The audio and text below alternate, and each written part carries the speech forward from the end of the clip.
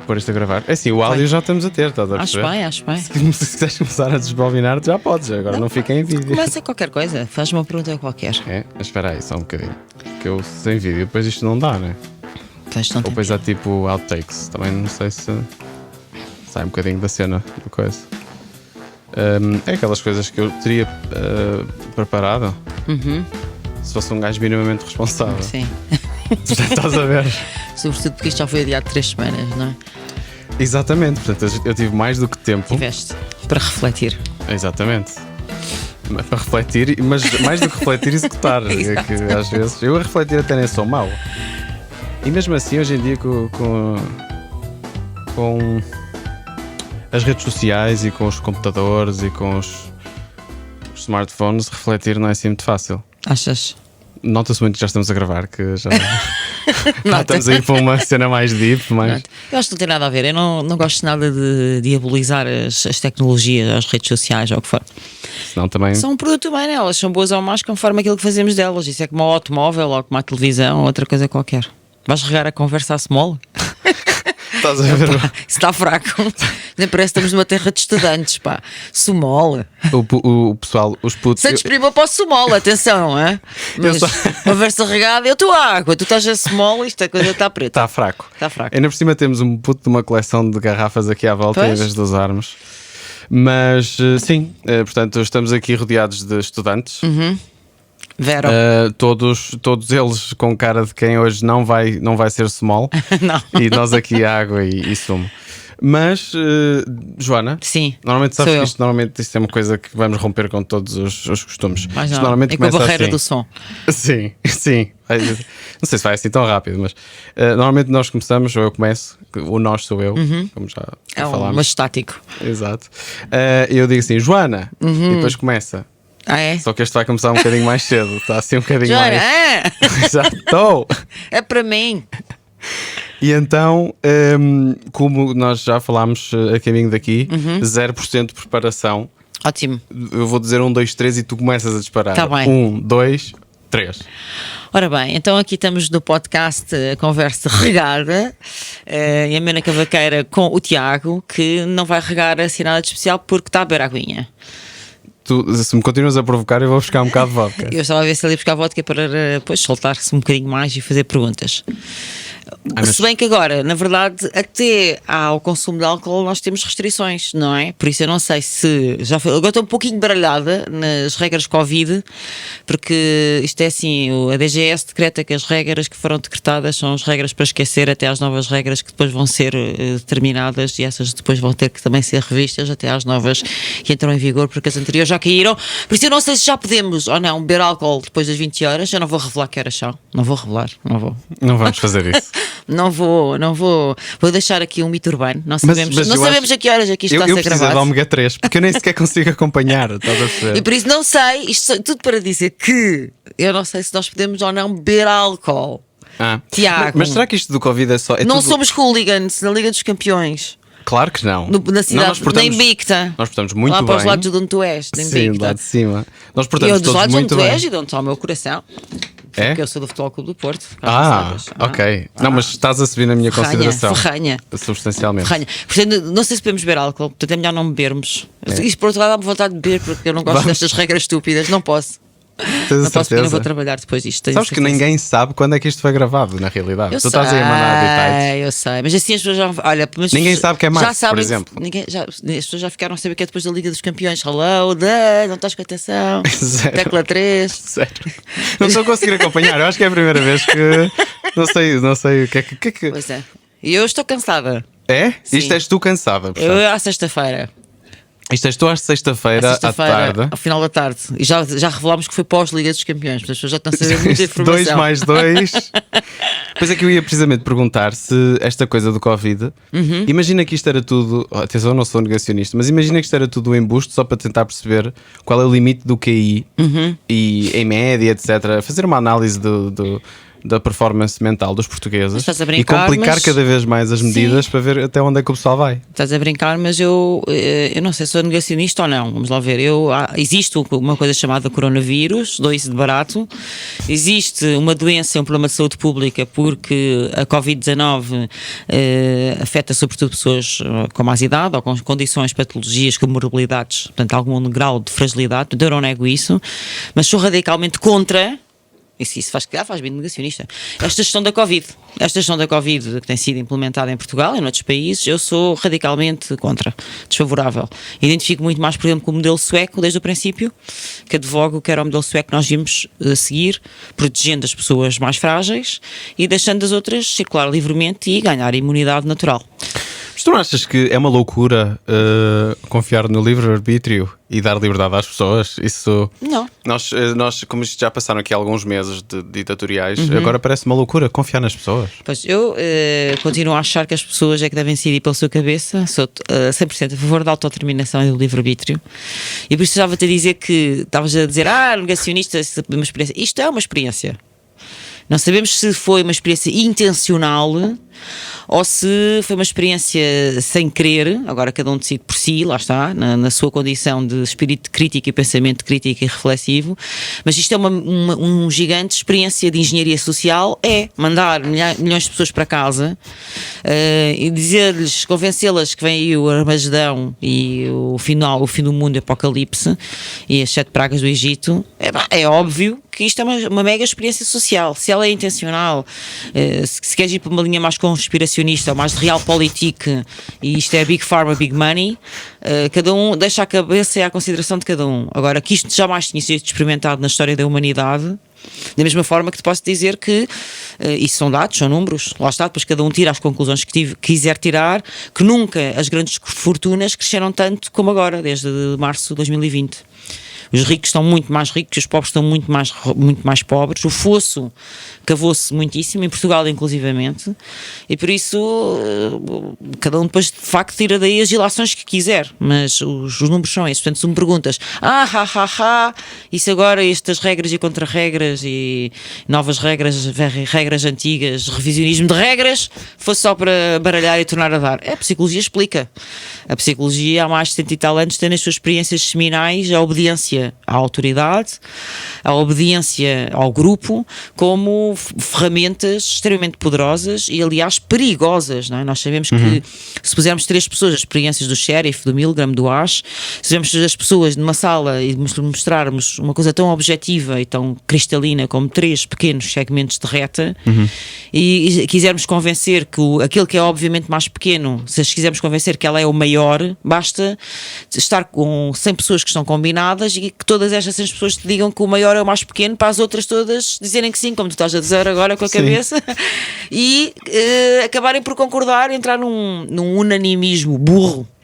Portanto, na verdade, isto é uma experiência, a psicologia explica há muito tempo, nada de novo por aqui, resta saber de facto com que intenção. Eu sou um bocadinho, nesse aspecto, sou um bocadinho pão queijo, não é? Eu acho que se nada como um pato, parece um pato, grasna como um pato e anda como um pato, é um pato. Não é um porco. Portanto, se pensa bem, uma experiência social. Eu vou buscar 100 pessoas, tá? Pode ser. Está bem, estás aqui debaixo da mesa. Vou buscar o Tiago, além de ter isto forrado a garrafas, também tem 100 pessoas debaixo da mesa.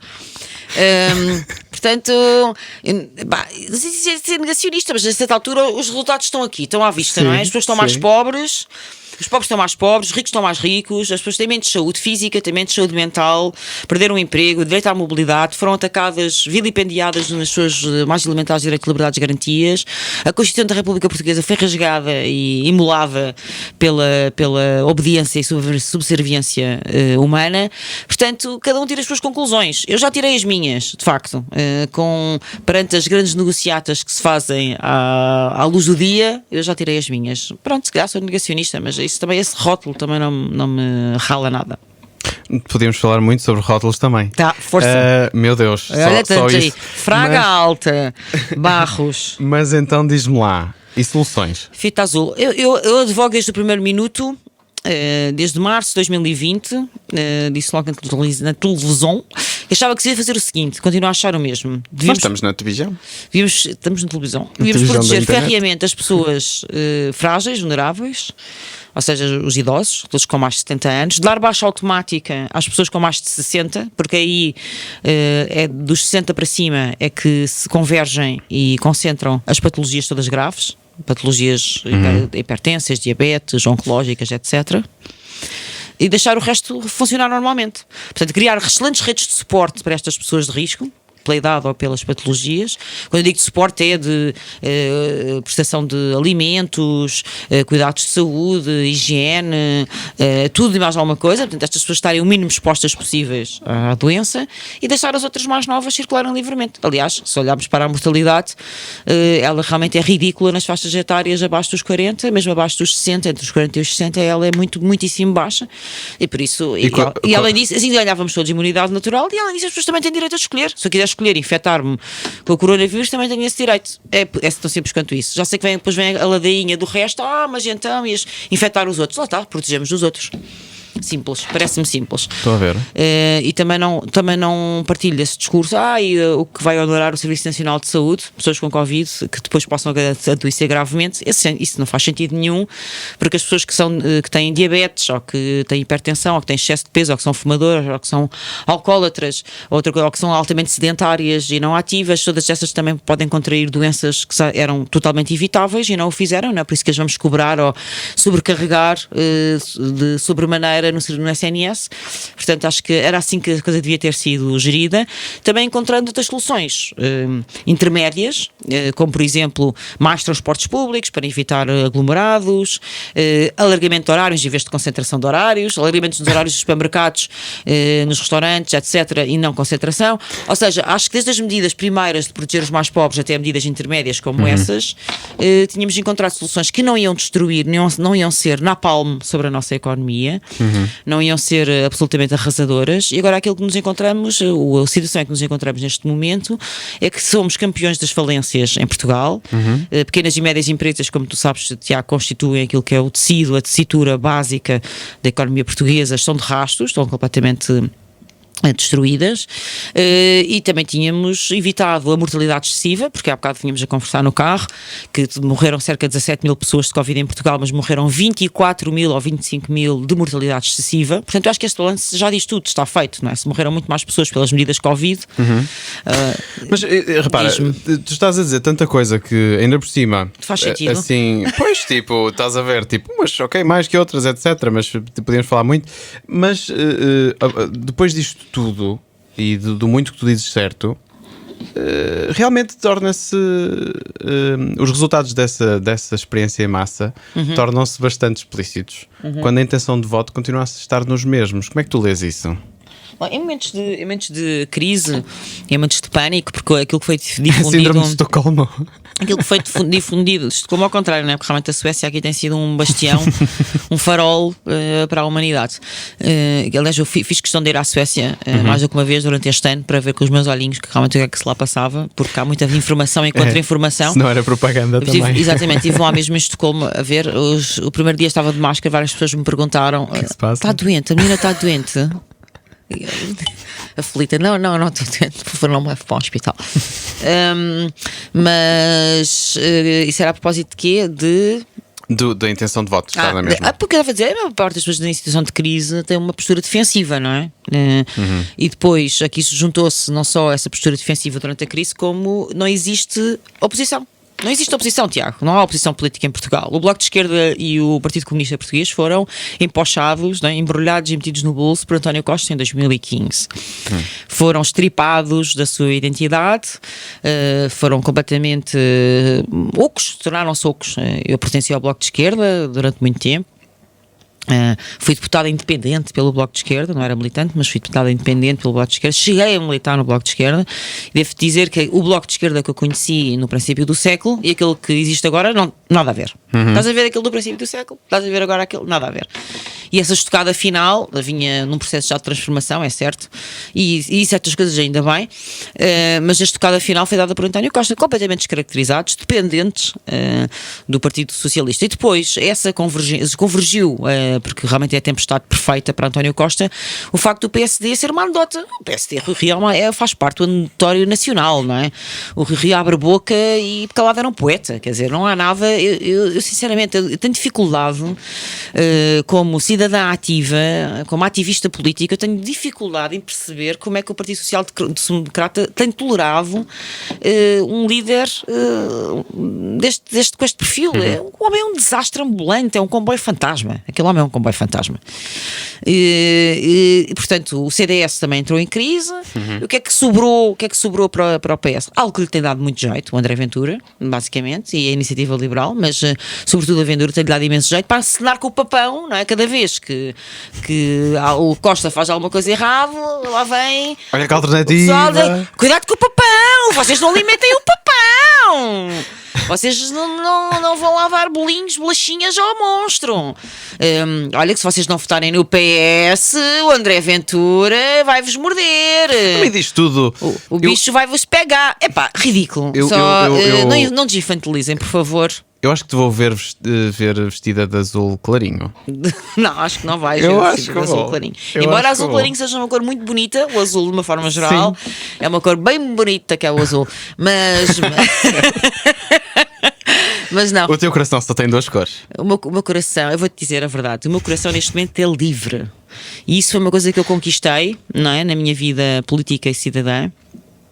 Absolutamente livre, depois de passar por muitas fases e muitas etapas, e sinceramente é como eu me sinto melhor na minha pele. Portanto, não me vais ver vestida nem de azul claro, nem de amarelo às bolinhas roxas, nem de nenhuma outra cor, porque eu desisti dessa ideia, e de facto foi mesmo isso, foi libertador. Desisti dessa ideia de estar filiada, ter uma matriz enclausuradora do meu pensamento. Portanto, primeiro, amarelo às bolinhas roxas é realmente. É Coimbra. E é excelente. São as cores de Coimbra. São as cores de Coimbra. E é excelente para realmente um partido público. Gostas? Eu gostei muito da ideia. Pronto. Se daqui a uns tempos aparecer um partido político. É sem patente. Ok, gostei. Nice. Depois. Pronto, por um lado sinto esse teu. Ia dizer dor, mas não é dor, é essa tua postura. Porque realmente um partido é sempre um sítio em que é preciso haver cedências, né? Porque nunca um partido vai ser, a menos que sejas um partido em que tu és o partido. Tipo André Ventura. É muito difícil haver um partido que diz exatamente tudo aquilo que tu queres. Portanto, há sempre ali uma certa discussão interna. Agora, tu tens neste momento uma colocação em que tu consegues ir debitando por doses aquilo que tu pensas assim a muita gente. Essa é uma vantagem incrível. Fala-me sobre essa Obrigada. experiência. A minha experiência é assim, eu assim que cheguei à política foi coincidente. Assim que cheguei à política comecei a trabalhar na comunicação social. Portanto, mais ou menos há 20 anos. A coisa coincidiu. Na altura, o que estava em cima da mesa era a questão da interrupção voluntária da gravidez, e eu acabei por ser muito chamada para alguns debates relacionados com essa temática, e muito depressa estava na comunicação social. Comecei por ser uma coluna na última página do Diário de Notícias, e a fazer comentário político na SIC Notícias, naquele programa que havia, que era o Esquerda-Direita, que colava logo ali ao Jornal das 9. E portanto a comunicação e a política para mim acabaram por estar sempre entrelaçadas, e passaram por várias fases, vários momentos. Neste momento tenho uma participação muito larga, pode dizer assim, na TVI, e que me tem dado muito gozo, porque estou a fazer não só as manhãs, a atualidade das manhãs ao meio-dia, como política pura e dura à noite, no Dilema, na TV 24, e voltei ao Diário de Notícias, curiosamente, onde saí há uns anos, voltei agora, e portanto isso de facto tem-me permitido expressar muito as minhas ideias e fazer esse caminho, não é? Trilhar esse caminho de ser ao fim e ao cabo uma palavra que caiu em desuso. Antigamente chamava-se opinion maker, agora chama-se influencer. Era como antigamente se chamava jogging e agora diz running. Não sabes que é completamente diferente? Não, mas tu achas, qual é a diferença entre jogging e running? Running é mais rápido do que jogging. E influencer à partida tem menos coisas na cabeça. Mas já não se usa opinion maker. Mas eu acho que se calhar a qualidade de opinion makers que nós tínhamos em Portugal nunca foi muito boa. Pronto, portanto... isso, mas é que os meus pensamentos, que isso eu queria dizer, uma coisa boa, uma coisa que também ao fim e ao cabo também me trouxe outra respiração, é que nós temos um problema grave em Portugal dos opinion makers, é que quase todos são de partidos políticos. Temos muitas pessoas a fazer comentário político que são de partidos políticos, e isso não faz sentido nenhum, porque não tem isenção, não tem... Puxar a brasa à sua sardinha. Exatamente, não tem flexibilidade. Toda a gente tem o seu posicionamento político-partidário, e eu também tenho o meu, não é isso, mas marcadamente partidário, nós temos muitos opinion makers a fazerem comentário marcadamente partidário, e depois isso perde a piada, não é? Deixa ter o sal, uma certa genica fica ali diluída, porque há sempre muito compromisso com aquele certo posicionamento. Sim. E realmente o que me aconteceu a mim foi que, embora eu tenha este princípio tenha sido muito colado, o meu princípio como comentadora, como analista política, à parte mesmo partidária, depois na verdade eu ganhei outra respiração porque eu deixei de ter partido político, e portanto aquilo que eu gosto de fazer, que é dizer aquilo que eu realmente penso e que me vem à cabeça, que é realmente aquilo que eu acredito. Portanto, a minha persona é não ter persona, a minha persona pública é não ter persona pública, ganhou estaca, não é? Ganhou pilar, porque deixei de ter essa amarra. No que tive muito, e a pouca que tinha, libertei-me dela. Eu não sei se acontece o mesmo contigo, mas comigo acontece o seguinte. Eu, portanto, em tudo o que fiz na vida, levantei-me, mexi-me e fiz. Certo. Portanto, se estava mal com alguma coisa, mexi-me. E o que me irritava bastante é que eu sempre fui bastante ativo a criticar o que se passa, porque estar no rebanho não é propriamente a minha cena. E só que pensei assim, ok, mas então, e a ação, não é? O que é que eu faço agora? E por isso é que estou aqui num processo de me envolver um bocadinho mais politicamente naquilo, sim, que é a política. Sentiste isso também? Ou seja, também, é dizer, estar a criticar, mas depois também não fazer nada, mas criticar é fazer alguma coisa, atenção. A crítica... O problema é a crítica no café, depois, inconsequente, depois do almoço, cada um vai para a sua casa. Sim, mas é assim, a crítica vazia não é nada, mas a crítica que é de facto informada e que é consistente, é sólida, é uma crítica que muda mentalidades e que faz caminho. Eu não acho que a crítica seja não fazer nada. E as palavras, tu dizes, e não sei o quê, depois de passar a ação. As palavras também são atos, as palavras também são ações.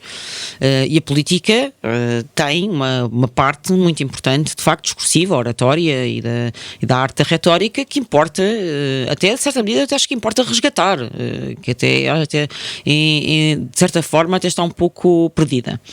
Portanto, eu não estou a dizer com isso que fiquei para sempre, ad eterno, alienado e distante da política ativa, que é assim que se costuma dizer, embora eu seja uma política muito ativa, da política ativa, mas não é isso que eu estou a dizer. Quem sabe um dia, não sei, mas para te dizer que este papel em que me encontro agora, para mim é-me confortável, no sentido em que é orgânico. Eu estou a fazer aquilo que sinto que é autêntico em mim, que é genuíno em mim. Mais uma vez, sem compromissos. Sem compromissos que outro que não a minha capacidade de duvidar, de me informar. A tua integridade, os teus princípios, como é óbvio também. É isso, estás a perceber. E portanto, não estou a dizer, nunca mais vou... nunca quer ser deputado ou nunca quer ser, não está no meu horizonte, de facto, não está, mas se estivesse, punha as mãos na massa, mas neste momento sinto-me bem assim. Por acaso nós podemos ir para o Parlamento, o que é que dizes? Também. Vamos lá vamos lá então, se der cervejinha, que não vamos aqui. Não é? E se calhar estávamos mais atentos. Bom, mas e o que é que tens a dizer sobre, depois desta estocada, tenho que dar aqui uma volta rápida. Faz favor. Venha cá a PID. Pois é melhor. Não é? Nós agora dando-lhe outros nomes. Então, o que é que tu achas sobre... PID-DGS? Não é? Há uns tempos foi a ASAI para os negócios, não era? Que era assim uma coisa um bocadinho invasiva. Era. E agressiva. Agora temos a DGS. Pois. Isto vai sendo à vez. Qualquer dia volta a ser a GNR. Vamos ver. Mas então a tua noção de esquerda e direita não são termos um bocado ultrapassados? São. Eu acho que em certa medida são. Não completamente, mas são. Vamos lá ver. Isso é como diz o Bateson, não é? O teórico da comunicação. O mapa não é o território. Esquerda e direita são apenas coordenadas, depois nós lemos uma realidade. São um mapa, não são a realidade propriamente dita. Esquerda esquerda e direita é um GPS para nós nos orientarmos socialmente e politicamente. E os mapas também evoluem. Nós hoje em dia estamos no carro, já não temos aqueles mapas que se dobram, que tinham aquelas folhas que depois tu querias voltar a pôr ao tamanho original e não conseguias. Se era do ano errado já nem tinha estrada. Exatamente, ficava tudo amassado, era o ano errado.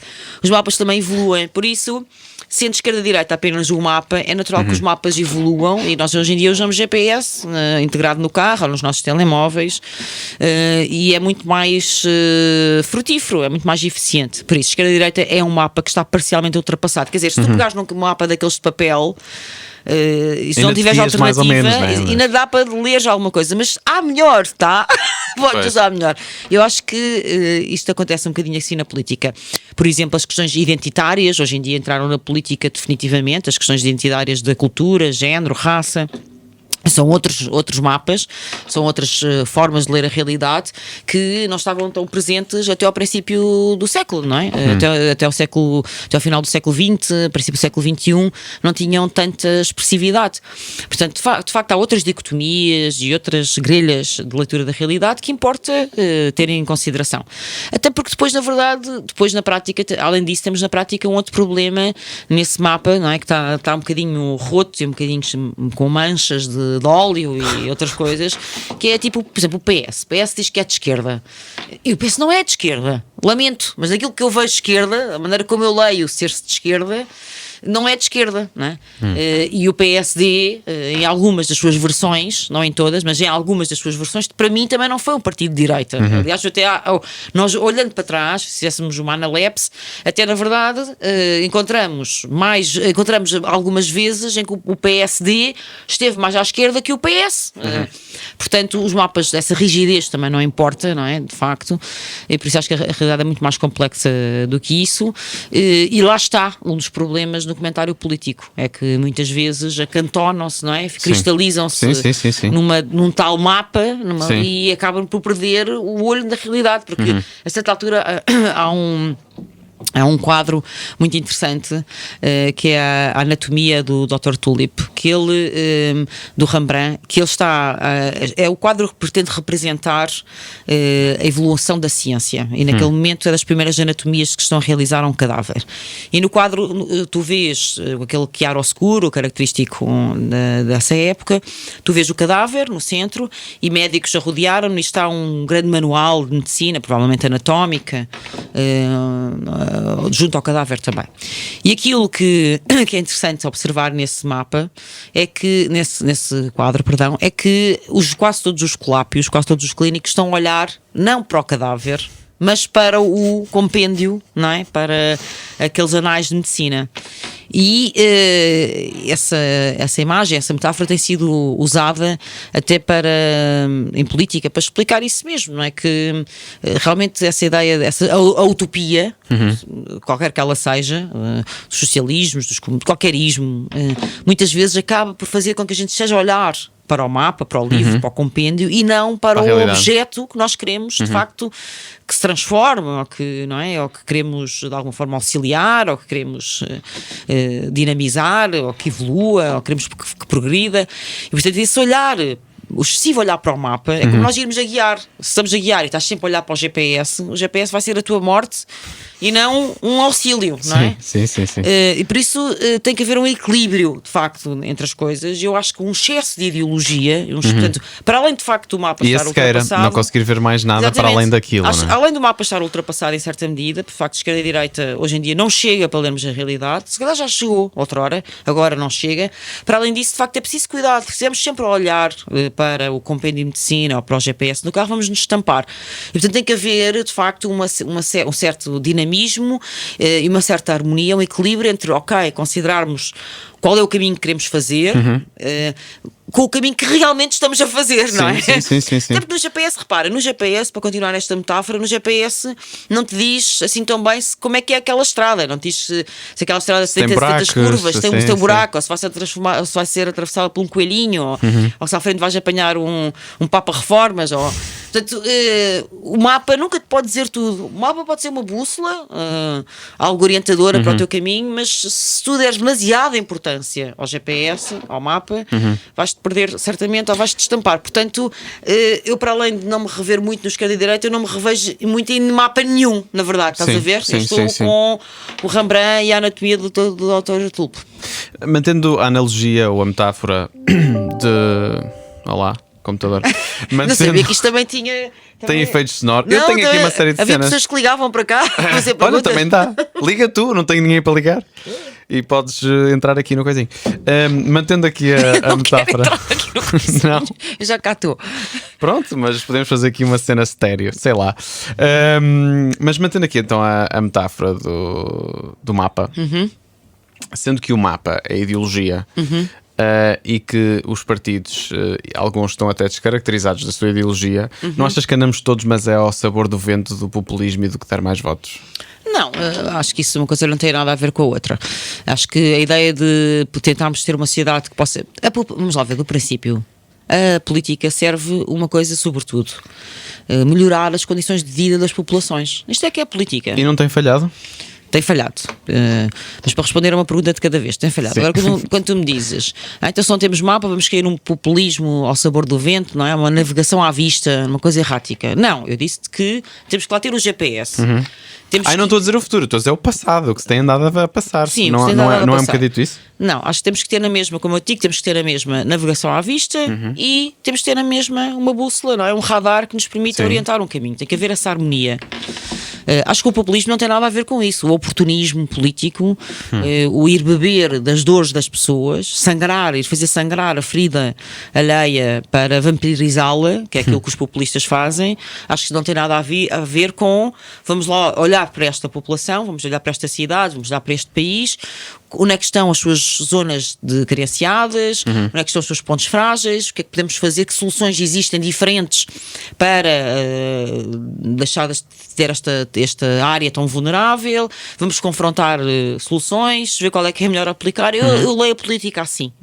É assim que eu vejo a política. É numa perspectiva de encontrar, diagnosticar aquilo que é mais carente e com mais necessidade de mudança e depois confrontar diferentes soluções. Não me interessam tanto se são de esquerda ou de direita, me interessam whatever works. Se funciona, é o que me interessa. Isso não tem nada a ver com populismo. Populismo, aliás, eu até acho que era importante, vai ser importante no futuro, até porque populismo também é um ismo, não é? Sim. Distinguir populismos, não é? Porque claro. Se populismo é popular, é a vontade do povo. Exato, se populismo é responder de facto às necessidades do povo, então eu quero ser populista. Eu acho que era bom fazermos essa distinção entre populismo e demagogia. Demagogia então é mais esta ideia de as pessoas estão revoltadas com a democracia, as pessoas estão desiludidas com a justiça, as pessoas estão desapontadas com a segurança social, então vamos aqui sangrar esta ferida, vamos aqui sangrar o porco, ver quanto é que sai daqui, não é? Quantos torresmos conseguimos fazer daqui. Isso é diferente. Trazemos a cura do professor Mambo. Vamos incitar ao ódio, incitar à violência, dividir para reinar, pôr o roto contra o nu, o pobre contra o descamisado. Isso é demagogia. Agora, populismo no sentido, ok, está aqui um problema, vamos resolvê-lo. A população tem aqui este problema, nós vamos encontrar soluções para resolver. Se é populismo, eu quero ser populista. Portanto, acho que é preciso alguma cautela aí. E se precisa de um mega mapa, mega GPS, tenho dúvidas. Eu acho que, aliás, uma das coisas que o século XX nos confronta, do ponto de vista político, é justamente isso, não é? É justamente essa ideia. Se nós precisamos de grandes molduras de ideologia para fazer política, ou se elas, antes pelo contrário, tal como no quadro do Dr. Pulp, se elas nos aprisionam o olhar e se nos toldam, de facto, o horizonte. Portanto, acho que isso é quando nós olhamos para o século XX com todas as suas guerras, não é? Que o George Steiner dizia que era um século mais para chorar do que para celebrar, porque de facto descobrimos a barbárie no seio de nós, não é? Não só o nazismo, mas o nazismo também. Repara que a partir daí, de facto, nós temos que nos interrogar, todos nós que gostamos de política, devemos nos interrogar se os ismos são assim uma coisa tão boa, foram assim tão bons para nós, foram assim, se trouxeram tantas coisas boas à humanidade. Eu acho que não, sinceramente. Acho que o socialismo, o comunismo, o fascismo, o populismo, etc., se calhar não trouxeram assim coisas tão positivas. Acho que há outras maneiras de fazer política que podem ser, se calhar, não tão empoladas, porventura não tão grandiosas, não sei, mas se calhar mais eficazes vezes e mais adaptadas à realidade. Mais adaptadas à realidade, exatamente. Porque há aqui duas questões. Uma, as coisas mudam cada vez mais depressa e parece que não conseguimos mudar, ou pelo menos pensar a médio prazo de forma eficaz o suficiente para estarmos sempre, lá está, para não estarmos a olhar para um livro desatualizado e termos práticas que se apliquem. E depois também temos um país que, apesar de tão pequeno, tem realidades completamente diferentes em sítios diferentes. É verdade. Tu achas que se devia atribuir mais poder ao poder local de influenciar positivamente preferencialmente positivamente a vida das pessoas, ou Centralão e Lisboa manda e nós não, eu acho que tem que ver com o poder local. O que me preocupa em Portugal nem é tanto isso. O que me preocupa em Portugal é a capacidade do escrutínio e da transparência e da prestação de contas. Eu acho que isso aí é que nós temos um grande déficit, sinceramente, e eu preferiria 1000 vezes à partida que o poder de facto fosse muito mais descentralizado, que existisse um poder mais de proximidade e que as autarquias de facto pudessem, lá está, responder a essas necessidades mais prementes das populações, mas isso implica de facto uma dose suplementar de transparência e prestação de contas que nós não estamos a conseguir, não estamos a conseguir implementar.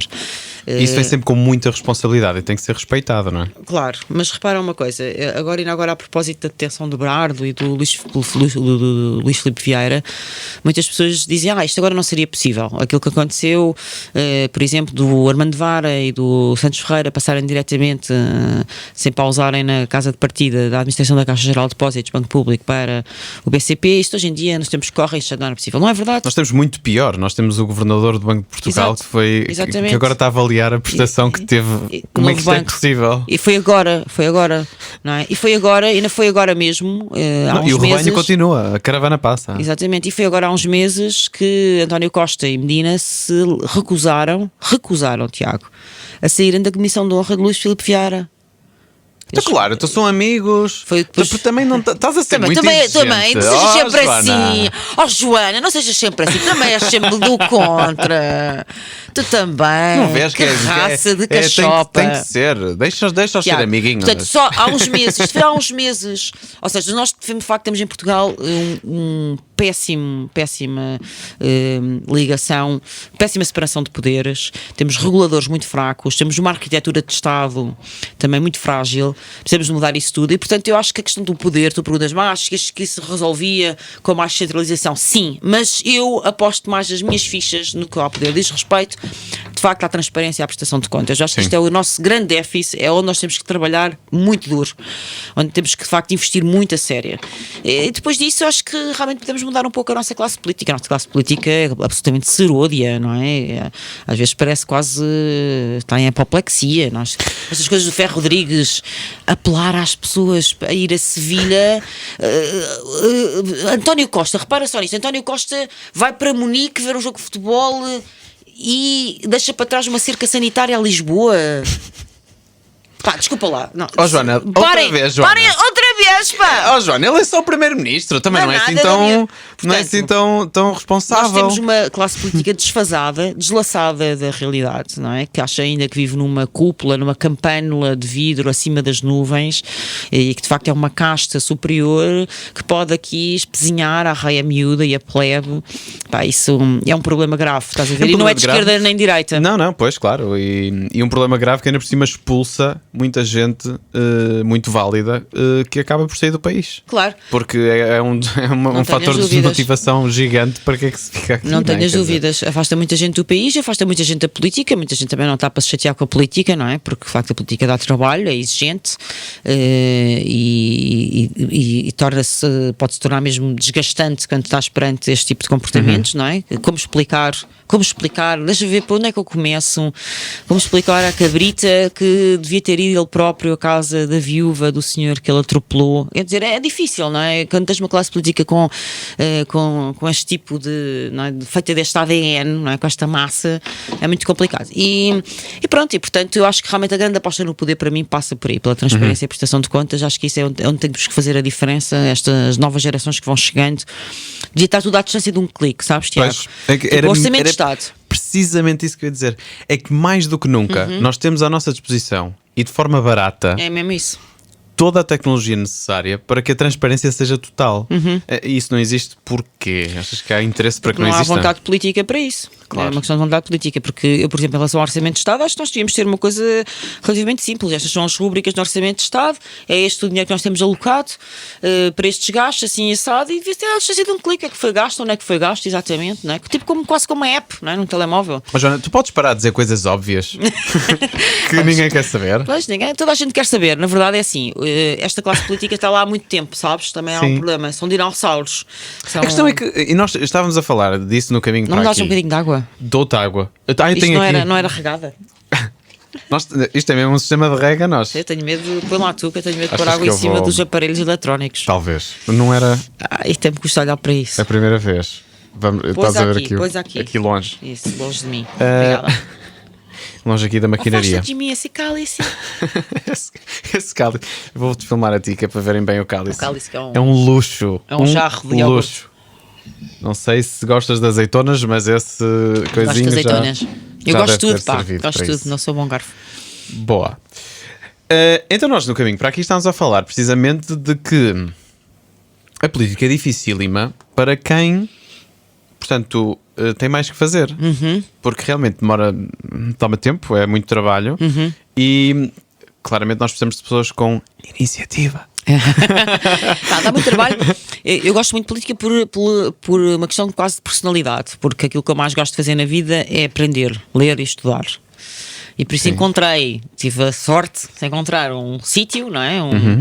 Uma atividade profissional, um ganha-pão onde posso fazer isso, não é? A política existe, está sempre a estudar. Hoje tens que estudar autoestradas, amanhã tens que estudar política da saúde, depois tens que ir perceber como é que é a central de Sines. Depois... Ou pelo menos rodeaste de experts nas coisas. As duas coisas, mas tens que estudar por ti, não há experts. E tens que estudar para ter a certeza que é mesmo expert. Exatamente. E que não te está a vender a banha da cobra. Exatamente, tens mesmo que estudar, não há hipótese nenhuma. Portanto, tens mesmo que depois telefones a amigo, olha, sabes de quem é que sabe deste tema? Eu faço isso muitas vezes, que possa trocar umas bolas comigo e não sei o que, blá blá.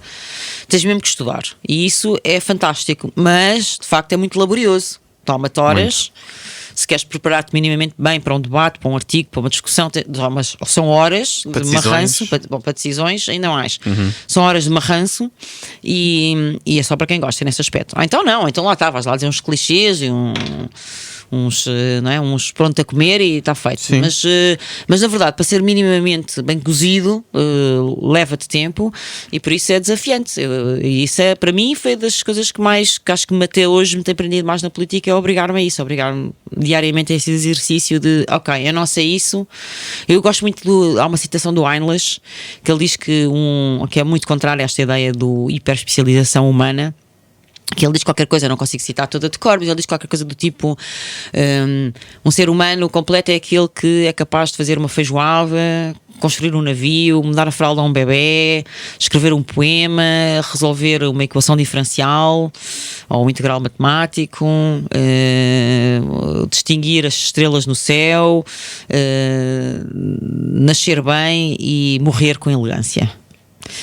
O fim pelo menos é este, morrer com elegância, que é muito importante. E realmente eu identifico-me com essa ideia dessa completude do ser humano, que é sempre um devir, não é? Nunca lá chegamos, como é óbvio, não é? Mas é sempre um caminho, é sempre uma estrada. Joana, estamos lá perto. Não sei se estamos muito longe. Não, estamos bastante Temos longe. de trabalhar nas integrais. Sei. Olha, que eu gosto muito de matemática. Eu gosto muito de matemática. Eu tenho que trabalhar um bocadinho. Matemática. Apesar da minha formação, eu sempre foi assim aquela lacuna. Mas é engraçado porque realmente são duas escolas diferentes. Eu já não me lembro ao certo quem, mas não sei se era nos romanos ou nos gregos, que era o contrário, ou seja, que bom era aquele que se especializava muito numa coisa e que era o melhor do mundo a fazer aquela coisa. Isso deve ser mais nos romanos. Não é? Exato, aquela coisa da organização e da especialização. E, eu sou mais renascentista. Estou a ver. Vocês também, portanto, aquele gajo que vai surfar e que a seguir consegue fazer uma tese filosófica e... pelo menos é assim, acho que... Ou pelo menos que se informa, não é? Que tem curiosidade pela vida e que... O Heinrich também diz que a especialização é para os insetos. Eu acho que é um bocadinho assim. Se a especialização é para os insetos, o ser humano é demasiado complexo, é um objeto altamente opaco, não é? Um 2 é um 2, um 3 é um 3. O ser humano tem tantas variáveis, é de uma complexidade tão extrema que estar a cortá-lo, a afunilá-lo só no surf, ou só no marketing, ou só na matemática, ou só na psicologia, de facto é um crime. Eu acho que essa respiração lhe é devida, e acho que a política devia proporcionar a todos os cidadãos esse leque de experiência, esse leque, esse rasgar, não é, de opções. Sim. E de possibilidades. Porque eu acredito que cá especialmente, não sei porquê, mas é uma coisa um bocadinho portuguesa. Acho que nos falta um bocadito de como população em geral, daquela ideia de que nós somos capazes, que nós somos capazes autoestima. De autoestima. Nem é só autoestima, eu digo-te que eu acho que nem é só autoestima, acho que a própria sociedade, o falhanço é punido de tal forma. Por exemplo, nos Estados Unidos, tu abres uma empresa ou fazes um projeto, música, o que tu fores, que tu quiseres, arte, o que for, se tu falhares, até te fica bem no CV. Pá, este gajo tentou, esta gaja tentou, estás a ver? Tipo, vai, faz outra vez. Claro. E aqui é aquela coisa católica, aquela coisa de mantém-te na ordem, faz as coisas direitinhas, não podes falhar, és pecador, estás a ver? Como é que se combate isso? Pois é, assim, acho que nós temos uma parte muito conservadora e muito tradicionalista em Portugal, infelizmente, e que na maior parte das vezes tem virado contra nós, não tem jogado a nosso favor, não tem sido de facto nossa amiga. E acho que isso teve uma confluência grande de fatores, alguns muito antigos, não é? Desde elites de facto que sempre se comportaram de formas muito perdulárias e muito parasitárias, até à nossa situação geográfica, passando por, mais recentemente, por 50 anos de ditadura com 50 de democracia da treta, não é? Portanto, os últimos 100 anos foram divididos entre uma época ditatorial e uma época de uma democracia que... Um bocadinho amorfa. Pior que amorfa, quer dizer, eu gosto sempre de lembrar aquela história do Fundo Social Europeu, não é? Em 86 nós tínhamos chegado à democracia há mais ou menos 10 anos, quando entramos para a então CEE, e quando vieram os primeiros fundos, o Fundo Social Europeu, que foi o grande momento de corrupção do país, já em democracia, foi a grande explosão da corrupção. O Fundo Social Europeu, dizia eu, nós andámos 20 anos para decidir legalmente se as fraudes no Fundo Social Europeu deviam ter sido atribuídas na altura em que era combinada a moscambilha ou se era na altura que era atribuída a guita pela moscambilha, não é? Portanto, ou seja, criámos em 86 logo o pasto ideal para uma classe empresarial a fazer do Estado vaca leiteira, a gostar de viver das rendas garantidas, lá está, com pouca iniciativa, com pouca estaleca, com pouca ginga, ou seja, os últimos 100 anos, para trás temos outros problemas, mas os últimos 100 anos foi isto, 50 de ditadura, 50 de má democracia, 50 de má ditadura e 50 de má democracia. Portanto, foi péssimo, e 100 anos é muito tempo para uma sociedade, não é? Oh, Joana, o que é que nós vamos fazer? Se isso não é bota abaixo, se isso não dá cabo da autoestima de um povo, eu não sei o que é que dá. Ainda por cima o nosso povo é tão bom quando sai. Eu adoro os portugueses. Nós quando vamos lá para fora somos maiores, tens noção? Amo o nosso país, pá, por isso é que, embora estive várias vezes balançada para ficar fora, vivi alguns momentos fora e estive para ficar, mas onde não... é que tu foste? Eu fiz doutoramento nos Estados Unidos, em Chicago, estive lá durante uns tempos. É frio no inverno. Frio no inverno, etc. É frio para caramba, não? Pois, frio, mas frio. Também estive a dar aulas em Porto Alegre, no Brasil, durante uns tempos. Aí se calhar já era um bocadinho mais agradável. Também é frio no inverno, sabes? Ali aquela zona. Também, apanhar ali a zona da Patagónia. E Portugal ainda assim tem algumas vantagens. Mas na verdade isto para te dizer que eu amo o meu país. Pois. E realmente, claro, tenho a família, os amigos, etc. Mas eu tenho uma ligação muito forte a Portugal e também nunca quis sair de cá por isso, não só por outras circunstâncias, mas também por essa ligação, pela pátria. Eu tenho um veio muito patriótico, nacionalista não, mas patriótico posso dizer que sim. Nacionalista no sentido de achar superior ou melhor, sim, isso não, mas de amor à pátria e de defesa da minha pátria, sem dúvida. E custa-me ver os portugueses muitas vezes cabisbaixos, ordeiros, subservientes, subjugados, silentes, receosos, medricas. A votar no PS. A votar no PS também, mas não foi, infelizmente os erros não têm sido só a votar PS. Olha que muitas vezes votaram PSD e foi um desastre, etc. Não, mas o centrão para mim é tudo igual. Isso, pois, PS, PSD. Pronto, só estou a sublinhar, só estou a enfatizar. Porque sabes que não há alternativa, não sei se sabias. Não há alternativa, não existe mais nada. Pois, eu sei. Nós só temos estes 2 partidos. Estás a perceber? Eu acho que hoje está-me a dar muito para o sarcasmo. Acho que força. Se calhar isto assim isolado vai ser mau. Mas realmente acho que nós éramos capazes de muito melhor se acreditássemos que podíamos. Sim, eu acho que nós também fomos um bocadinho iludidos, não é? Acho que confiámos que a seguir ao 25 de Abril já estava tudo resolvido e que ia tudo correr bem. E afinal havia ostras, e portanto também nos encontramos nesta situação difícil agora, por isso. Mas pronto, temos que lutar, pá. Temos muito para fazer. A parte boa disto, Tiago, não é? É que temos muito para fazer. Há muito para onde pegar. É verdade. Dá trabalho. Se já tivesse tudo feito, qual era a graça? Não tinha piada nenhuma. Será? É. Não podíamos fazer outras coisas. Imagina que estava tudo daqui a correr bem, tipo, bem gerido. Imagina que nós éramos da Suécia. Imagina. Estou a imaginar. Somos suecos neste momento? Não, mas imagina. Estou a imaginar. Caraças, temos que mesmo entrar. Era artista, se eu fosse sueco era artista, era. Olha, só tens pouco tempo. Que horas são? São 7 quase. Então vamos ter que falar daquele tópico que eu estava a dizer. Então fala lá do tópico. Que é. Vamos lá falar do tópico. Vá que eu não posso perder o comboio. Não, isto é rápido. Nós podemos manter agora aqui um suspense do tópico.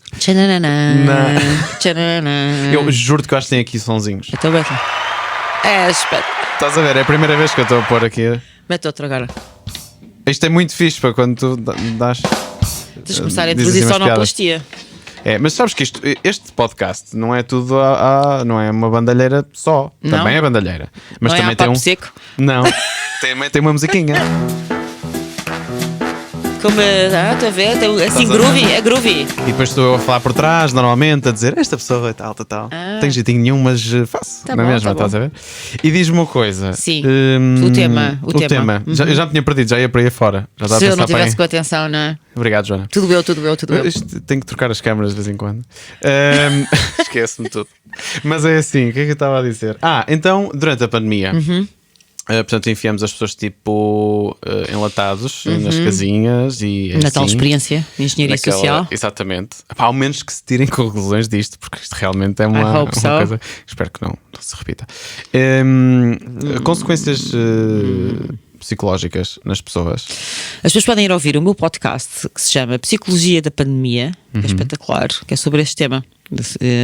Resumindo, porque realmente é mesmo que resumir, o ser humano é um ser gregário. Nós evoluímos, o Homo sapiens sapiens chegou a esta condição de progresso pelo grupo. Nós não somos ermitas, não somos seres solitários. Há outros animais que são, até mamíferos, que são solitários, andam sozinhos, caçam sozinhos, vivem sozinhos. O ser humano, aliás, como os primatas superiores normalmente, são seres de grupo. Somos seres sociais por excelência. Portanto, coartar, golpear a gregariedade, este sentido de grupo, não é? E de pertença ao ser humano é atacar um dos elementos mais essenciais da sua condição. Isso foi feito ao mesmo tempo que nós atacámos um outro elemento essencial da condição humana, que é a capacidade de pensar, pois que é reservado ao Homo sapiens sapiens, porque o medo é a emoção mais básica, mais antiga, mais primária, é aquele que está ainda no cérebro dos répteis. O nosso cérebro é um fóssil vivo, tem várias camadas, e cá temos o cérebro do réptil. Em algumas pessoas nota-se particularmente. Podes pôr agora a parte da música engraçada? Espera aí, agora não deu, estás a ver? Vou ter que trabalhar no timing. Vais ter que trabalhar no sentido da oportunidade. Mas, por exemplo, entretanto, podia dizer que eu também não tenho muito mais do que esse do réptil. Pronto, mas para te dizer... Agora correu bem, viste? Eu vou começar a usar isto. Tem piada. Mas para te dizer que cortar o sentido de grupo da humanidade ao mesmo tempo que tu cortas o pensamento, porque de facto o medo impede as pessoas de pensar. Neste caso o medo da Covid, mas o medo paralisa, o medo provoca duas reações, ataque-fuga, normalmente, ao fazer-se morto, mas é isso que observas em todos os animais. E ataque e fuga são reações, é reativo, não é pensar. Portanto, quando tu atacas estas duas coisas simultaneamente, o grupo e a capacidade de pensar, estás a envenenar duas condições básicas do ser humano. E isso fez com que, a face mais visível disso é que todas as pessoas que tinham quadros de patologia mental anteriores descompensaram, ou quase todas, e surgiram muitas patologias e descompensações novas, neo-descompensações graves. Nós temos neste momento quadros muito graves. Todas as pessoas que trabalham em saúde mental, como eu, sabem que estamos a lidar com situações gravíssimas em famílias, instituições, organizações, com quadros obsessivo-compulsivos, quadros paranoides, coisas muitíssimo difíceis de trabalhar e que têm como este caldinho fértil esta situação, que é completamente contra a natura, como eu acabei de explicar, com efeitos que vão ser com certeza longos, porque nós nas crianças, nós sabes que para nós um ano é muito tempo, 2 anos de pandemia neste momento praticamente, não é? Para algumas crianças é metade da vida, para ou 25% da vida, não é? Eu costumo brincar e dizer que é mais ou menos isto, um ano para uma criança é como para os cães, vale 7. Pois. Por isso é que nós te lembras de quando nós somos miúdos, a ideia de tempo é muito mais lenta do que a percepção do tempo na idade adulta. Sim. Realmente o tempo demora muito mais tempo a passar e por isso 2 anos de pandemia para uma criança foram 10 anos ou 14 anos, é muito. E estes miúdos foram criados sobre esta égide, sobre este signo do terror, do tal apocalipse. Começamos por aí a conversa, tínhamos que terminar assim, não é? Do desconfiança do outro. Sim. Se o outro é portador, se o outro mata, se o outro intoxica, se o outro envenena, se o outro contamina, o do outro de cara tapada.